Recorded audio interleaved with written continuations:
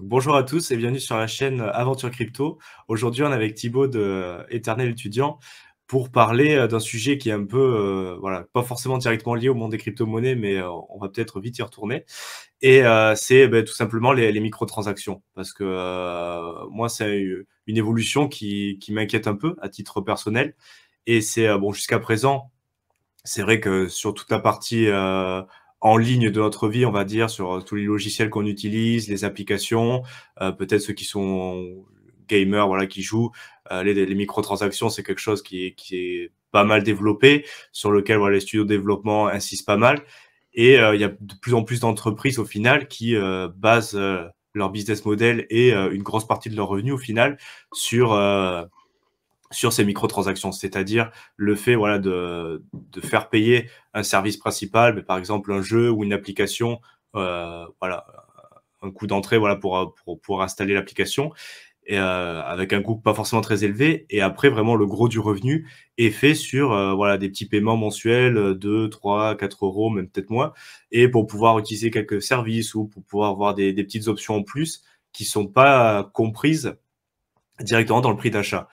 Et ça, c'est vrai que c'est quelque chose qui se développe de plus en plus. Par exemple, bon, pour continuer dans l'exemple des jeux vidéo, avant, il y a 5-10 ans, vous achetiez un jeu et il y avait tout, le jeu était fini. Il y avait enfin, tous les personnages, toutes les options, et c'était juste voilà en jouant que vous pouviez débloquer petit à petit les différents niveaux, les différents personnages. Les applications, pareil, vous achetiez une application, vous l'installiez, vous utilisez le logiciel. Voilà, il y a toutes les options. Voilà, avant d'acheter le logiciel, vous savez ce que vous avez pour votre argent et les options sont disponibles. Et c'est vrai que maintenant, il y a de plus en plus de logiciels qui proposent des options payantes ou voilà, on achète quelque chose et au final, il n'y a pas forcément toutes les options et on n'est pas sûr de continuer à pouvoir utiliser le service tel qu'il est dans le temps, on va dire. Et pour continuer un petit peu, pas passer trop de temps là-dessus, c'est vrai qu'on voit cette partie microtransactions qui s'installe petit à petit au final dans la vie réelle, c'est-à-dire voilà dans les objets, avec pour exemple, et c'est un peu ça qui m'a donné envie de faire un petit peu cette vidéo, euh, une nouvelle toute bête, mais il y a en gros BMW, donc l'entreprise de voitures allemande, qui commence à proposer sur ces nouveaux modèles une option siège chauffant, mais qui est payable à l'année. C'est-à-dire que si une année, vous payez pas votre option siège chauffant sur votre voiture, mais par software, donc le logiciel de la voiture, va vous couper cette option. Donc c'est-à-dire que jusqu'à présent, voilà, jusqu'à très récemment, quand vous achetez une voiture, voilà, il y avait les options qu'il y avait au début, le GPS, pas le GPS, la clim, pas la clim, mais c'était votre voiture. Voilà, vous la possédiez, vous l'avez achetée une fois ou à crédit, mais bon, une fois que vous avez fini de payer votre crédit, la voiture vous appartient. Et voilà, il y a de l'entretien et tout, mais voilà, vous avez la propriété, vous pouvez faire ce que vous voulez, et il y a personne qui peut influer. Et c'est vrai que du coup, il y a BMW qui commence à mettre ça en place. J'ai écouté aussi que Tesla, voilà, il y avait eu des problèmes sur certaines voitures qui ne voulaient plus démarrer parce que la voiture considérait que certaines pièces étaient plus viables, qu'elles devaient être changées et remplacées avec parfois des coûts très importants. Et c'est vrai que du coup, moi, ce qui m'inquiète un peu, c'est cette transposition au final des microtransactions et des frais qui peuvent être implémentés sur des objets de la vie réelle avec une transposition du modèle de, voilà, de business qu'on connaît dans le monde en ligne qui va se transposer petit à petit à la vie réelle et au fait qu'on aura au final de moins en moins d'actifs et qu'on possédera vraiment plus nos actifs, c'est-à-dire qu'on bon, le prix de l'immobilier qui explose, donc on sera tous locataires. Si on a besoin d'une voiture, peut-être qu'on n'aura plus que l'option de prendre un leasing. Le téléphone, peut-être pareil. En fait, c'est plus ce qui m'inquiète, c'est une transposition dans la vie réelle du fait qu'on sera locataire de tout et on n'aura plus vraiment d'actifs qu'on pourra posséder et du Un coup peu la voilà fin de c'est la propriété privée, quoi. Un peu la voilà fin de la... exactement Ouais. exactement. Et le fait du coup que on sera un peu voilà dépendant à 100% d'entreprises privées pour nous fournir nos services basiques. Donc c'était pour voir si toi Thibaut tu partages peut-être cette vision du futur ou pas du tout. Et après on parlera de si les crypto-monnaies peuvent aider voilà, dans le futur par rapport à ce thème-là quoi. Ouais, bah, c'est un peu le concept, je pense, qui fera l'objet d'une autre vidéo sur le grand reset, hein, sur le World Economic Forum avec Klaus Schwab et tout. il y a beaucoup de choses à dire dessus, mais parmi l'une des mesures qui sont présentées sur le World Economic Forum, c'est voilà, you will own nothing and you will be happy. Donc vous ne posséderez rien et vous serez content, vous serez heureux. C'est un peu ça. Donc c'est l'abolition un peu de la propriété privée. Aujourd'hui, quand vous achetez votre bien immobilier, ben voilà, vous détenez votre bien immobilier. Mais imaginons, et tu me corriges si je me trompe, mais je crois qu'on possède une partie du terrain, en tout cas une partie de sa surface, si jamais on a acheté le terrain. Mais par exemple, si demain vous retrouvez, je sais pas, un trésor dans votre jardin, mais qui est enterré à une certaine profondeur, théoriquement, cette profondeur-là ne nous appartient plus. Je ne sais plus quelle proportion c'est. Oui, Il y a, c'est pareil. il y a une partie en fait en profondeur du terrain qui ne nous appartient pas. Et d'après ce que j'avais cru comprendre, c'est que par la suite, en tout cas, on ne sait pas comment ça va se mettre en place, mais parmi les dispositions qui sont présentées par le World Economic Forum, serait de dire qu'en fait, le terrain, en fait, plus personne ne serait capable de le détenir à titre personnel. Ça serait détenu par les gouvernements, par exemple, et nous, on serait tous locataires en fait de ces terrains-là. Pareil pour les maisons pour le coup, donc on aurait nos maisons, mais derrière, si nos maisons sont sur un terrain qui ne nous appartient pas, on ne peut pas vraiment dire que nos maisons pour le coup nous appartiennent. Et comme tu le dis, ça c'est donc pour le cas de l'immobilier, mais si on est capable de le mettre en place et d'utiliser le principe des microtransactions pour les voitures, et puis même après, même dans les maisons, hein, je pense que tout ce qui est lié à la domotique, donc il y a tout un tas de gadgets et d'outils qui vont pouvoir être mis en place pour avoir des maisons un peu, on va dire, plus intelligentes. D'ailleurs, on peut imaginer ça aussi au sein même de chez nous, quoi. Si on ne paye pas le service de sécurité, la maison ne sera plus, par exemple, sécurisée. Le robot qui nous prépare à manger, si jamais on est amené à aller là-dessus, pareil, il ne fera plus les choses correctement, etc., etc. Donc, ça pose plein de questions sur les libertés personnelles, sur à quoi risque de ressembler le monde de demain. Et je pense que c'est un peu aussi le sujet de cette vidéo, c'est on est intimement convaincus tous les deux que les crypto-monnaies auront un rôle important à jouer demain, parce que ça sera peut-être le seul type d'actif qu'on sera capable de détenir vraiment personnellement. Du moment où vous détenez vos clés privées, vous détenez vos crypto-monnaies. C'est vraiment le but de cet actif pour le coup. Et quand on réfléchis un peu, par exemple, même si vous vous dites j'achète des actions Tesla, des actions Apple ou autres, en fait, en réalité, quand vous creusez, vous vous rendez compte qu'en fait, vous ne détenez pas véritablement vos actions, c'est le broker. En fait, c'est inscrit sous son nom. Donc, le broker, c'est des plateformes type Interactive Broker, type DEGIRO, etc. C'est pas inscrit sous votre nom, c'est sous le nom du coup du broker. Donc, si demain, le broker fait faillite, s'il se passe quoi que ce soit, souvent, il y a des assurances. Mais on peut se dire que dans un monde où la propriété individuelle est remise en question, on peut imaginer que, en tout cas, les actions, les obligations, etc., tous ces actifs qui ne sont pas enregistrés vraiment sous votre nom propre et que vous ne détenez pas véritablement, ne seront peut-être plus des actifs qui pourraient être aussi attrayants que ce qu'on pourrait imaginer aujourd'hui.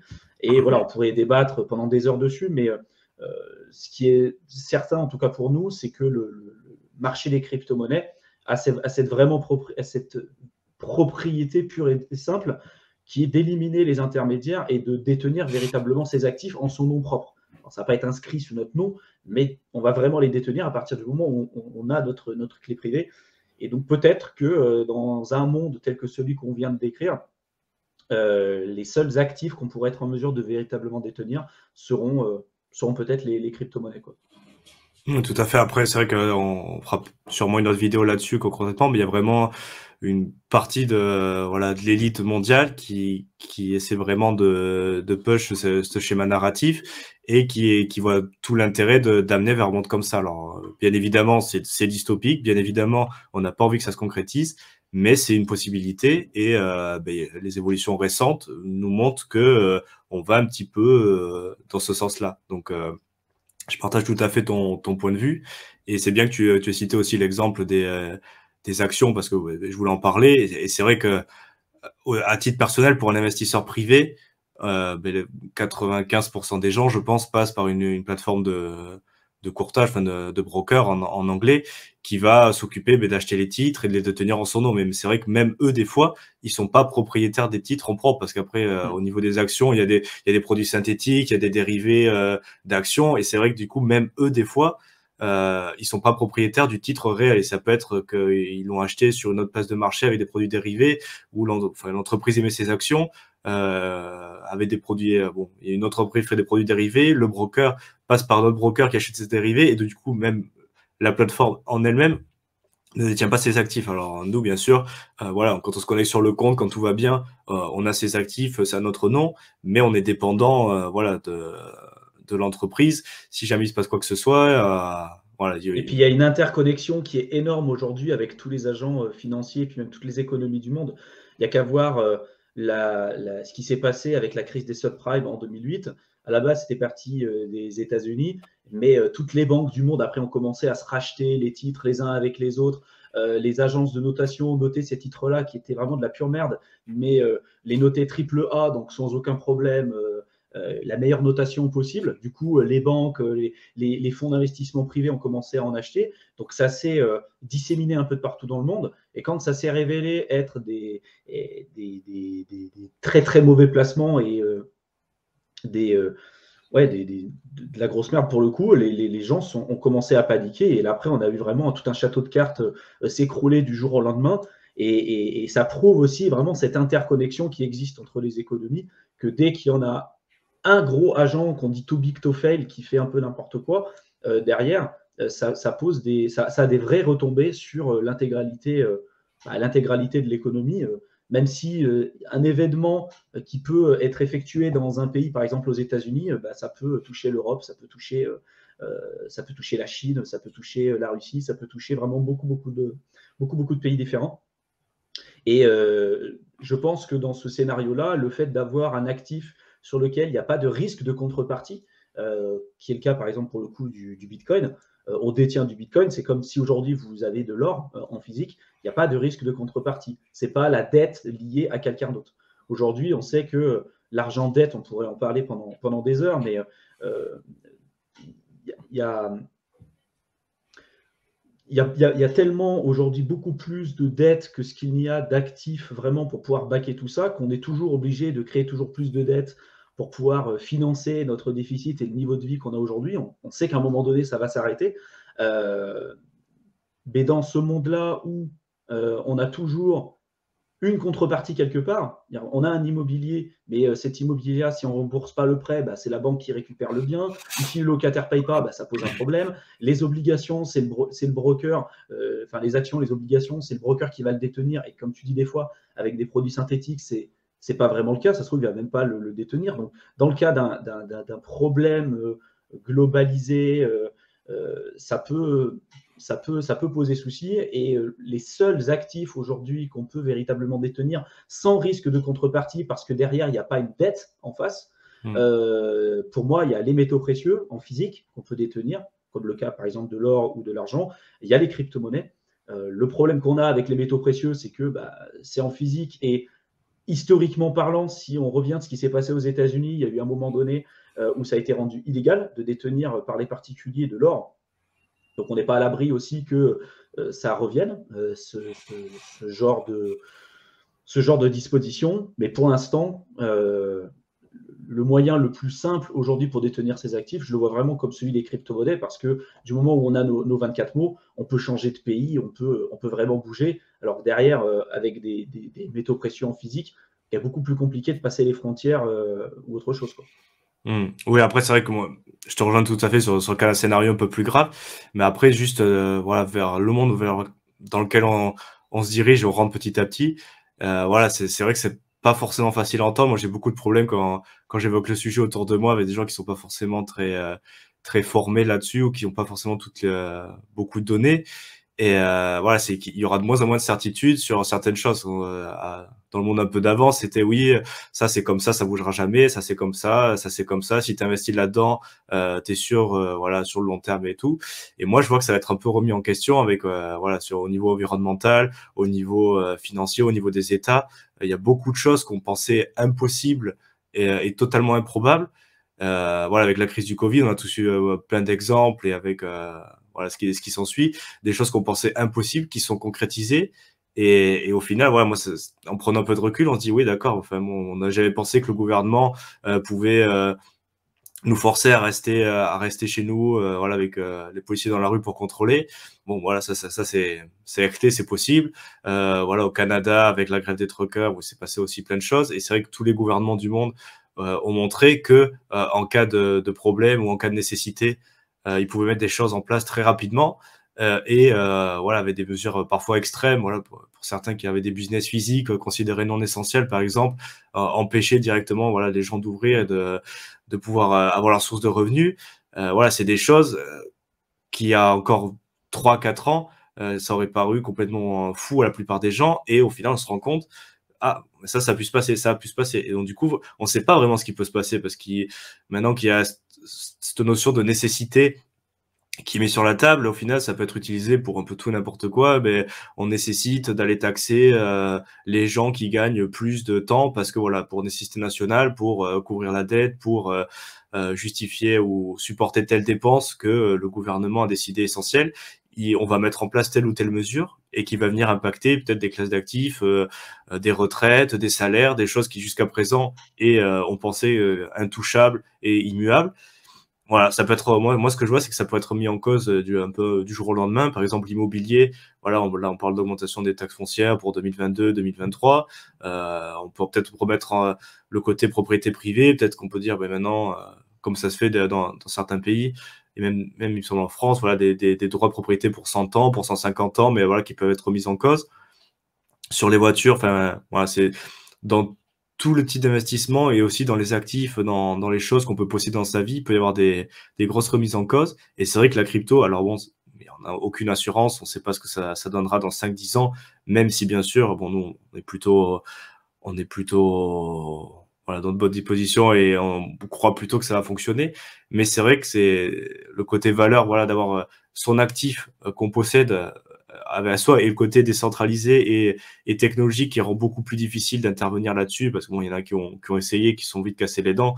Par mes connaissances, on dit on va limiter, on va interdire le Bitcoin, on va limiter dans tel pays. Au final, c'est des personnes qui n'ont pas forcément compris la nature même de cette technologie, ce que ça permettait de faire. Et là, maintenant, voilà, c'est un peu trop tard pour arrêter la marche, c'est en route et c'est là pour durer. Après, voilà, il va y avoir des grosses batailles à venir sur le thème de la régulation, sur le thème des stablecoins. On en reparlera sûrement. Mais moi, je pense que c'est quand même intéressant de s'y intéresser, ne serait-ce que pour ce côté-là, quoi. Ce côté, voilà, ça, au moins, on le possède. C'est à nous. Il faut faire attention comment on gère, se former, bien comprendre. Mais je pense que pour le futur, s'y intéresser ne serait-ce qu'un petit peu, ça va vraiment être faire la différence entre avoir un petit peu de choix, un petit peu de possibilités et le fait voilà d'être complètement dépendant à 100% des politiques, des entreprises privées ou des États sur ce qu'on a le droit de faire, ce qui est bien de faire ou pas. Et voilà, bon, c'est Et puis, juste. et puis même, comme on le voit, je pense que tu seras d'accord avec moi de dire que on ne veut pas rentrer tous les deux dans un discours conspirationniste, de se dire, voilà, on veut forcément le mal, etc. Parce on peut vite tomber soit d'un côté, soit de l'autre. Après, il y a une réalité qui fait qu'on a le droit aussi de se poser des questions sur pas mal de sujets. Et notamment, à titre personnel, je vois pas forcément l'avenir d'un bon œil en termes de vie privée, en termes de choix, de libre arbitre. Je le vois plus dans une détérioration de ce qu'on a déjà aujourd'hui. On l'a vu, hein, comme tu l'as expliqué tout à l'heure avec le Covid, on ne pouvait pas s'imaginer que du jour au lendemain, on serait tous confinés chez nous pendant plusieurs années, qu'on allait nous obliger à faire des vaccins, etc. Enfin bref, c'est des choses qu'on ne pouvait pas imaginer il y a quelques années en arrière. Bon, ça s'est concrétisé. On va voir jusqu'où ça va aller, mais avec l'arrivée, on avait traité le sujet des vidéos, notamment des crypto-monnaies de banque centrale. Il y a plein de choses qui vont arriver par la suite. Si derrière, ils sont capables de contrôler la propriété privée, de contrôler la manière dont vous allez recevoir, envoyer et utiliser votre argent avec les crypto-monnaies de banque centrale, etc., ils sont capables de contrôler concrètement la population, parce que là, ils ont vraiment la main mise sur tout ce qui fait que on aurait potentiellement un minimum de pouvoir, surtout si on arrive à arriver dans un monde où on supprimerait le cash. Je ne pense pas qu'il va être supprimé comme ça du jour au lendemain, mais on voit que c'est quand même de plus en plus difficile de pouvoir l'utiliser. Et puis on l'a vu, le discours avec le Covid, c'était attention, il ne faut pas utiliser le cash parce que ça peut transmettre le Covid et tout. Enfin bref, ça pose tout un tas de questions. C'est difficile de pouvoir se rendre compte jusqu'où on va aller et puis à quelle vitesse aussi. Mais comme on le dit tout le temps, les crypto-monnaies de banque centrale, ce n'est pas une question de si ça va arriver, c'est quand ça va arriver. En Chine, c'est déjà présent. En France, enfin en Europe, en tout cas, ils sont déjà en train d'y travailler dessus. Je suis persuadé qu'aux États-Unis, pareil, ils sont en train de bosser dessus. Et puis en Russie, c'est la même chose. Donc, c'est pas une question de si ça va arriver, c'est une question vraiment de quand. Et là, ce qui est sûr, c'est que les crypto-monnaies de banque centrale, là, c'est vraiment une perte pure et nette de libre arbitre, de choix, de liberté individuelle. Voilà. Ça va peut-être, il y en a qui arrivent à trouver un certain bénéfice à ça en disant que ça va pouvoir permettre d'apporter un compte bancaire à des personnes qui n'en avaient pas. On va dire plutôt dans les pays européens, dans les pays en Europe ou dans les pays théoriquement développés, entre guillemets. Ça va être une perte sèche de liberté individuelle. Ça j'en suis intimement convaincu.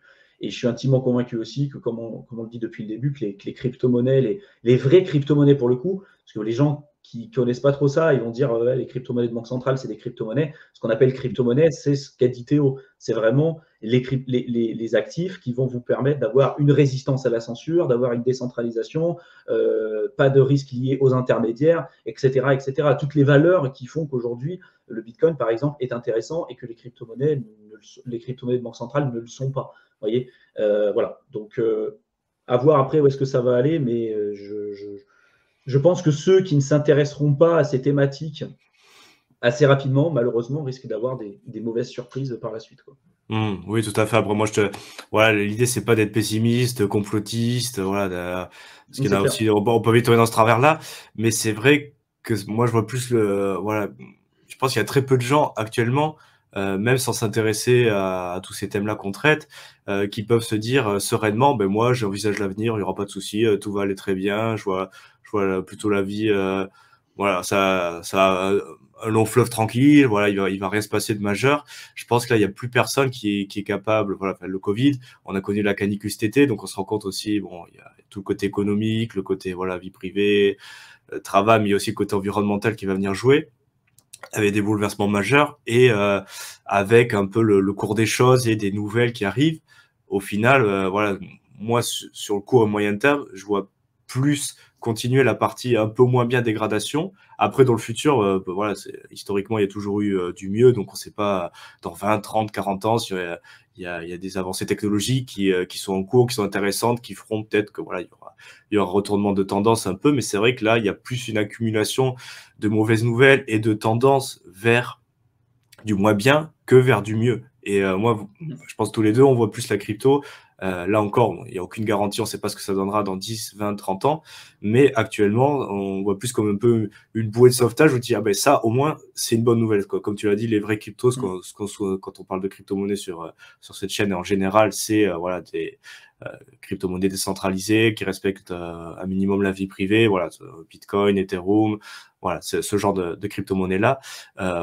Du moins pour le moment, on voit vraiment tout cet intérêt pour se dire au moins voilà ça on le possède, c'est intéressant, ça voilà ça a été créé dans une optique qui nous plaît bien aussi, voilà ça toute l'idéologie bon un peu de base, après il y a aussi le côté voilà investissement financier et tout, mais je pense que pour le coup il y a aussi vraiment l'aspect un peu théorique et tout ce qu'il y a derrière les idéologies que ça peut véhiculer à la base.